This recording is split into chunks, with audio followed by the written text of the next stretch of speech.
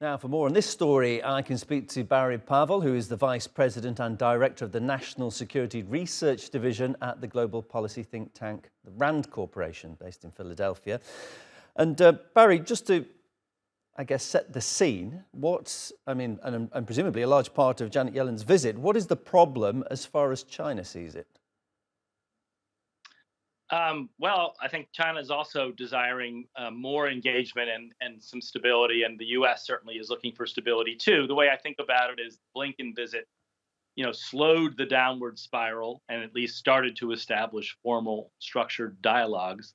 And this is a second attempt to further stabilize it. I think the agenda that Secretary Yellen is bringing, though, is very hefty, and I'm not convinced that in light of the issues that there will be a lot of progress, but at least the two sides are talking and starting to get back to a regular set of important communications between the two largest economies and the two largest powers in the world. Is it as simple as just, two big hitters fighting for supremacy? I'm always reminded of some of the comments that Donald Trump made when he was president about the way that China, essentially, as he put it, had been kind of ripping the US off in deals for many years. Is it just a fight for supremacy?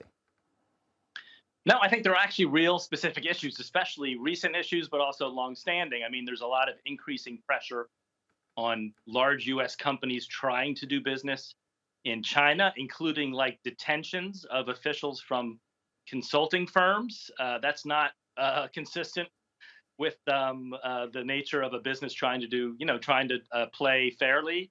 The continuing large subsidies from the Chinese government to state-owned enterprises and other large Chinese companies, U.S. companies' market access, the recent ban on Micron semiconductors, and now a new ban, export controls on very important critical minerals for the production of chips. So I think this is, part of the agenda, and I think Secretary Yellen really is looking for a much more level playing field, equivalent to the market access that a lot of Chinese companies have in the United States. It seems that both countries are aware that if either of them struggles, it's not good for the world as a whole in terms of economy. Is it possible for them both to prosper under the right conditions?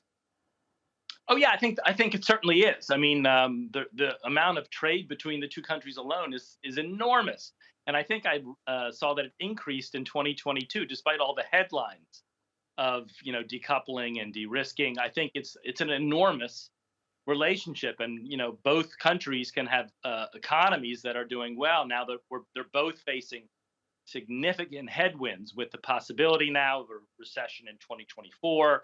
China's growth is slowing very significantly. Demographic challenges are starting to bite as China's population rapidly ages. The tech sector is not doing as well in China, and the Chinese Communist Party is not helping it by actually kind of strangling it in many ways. And so there is the possibility for win-win here, but it has to be worked out in the details.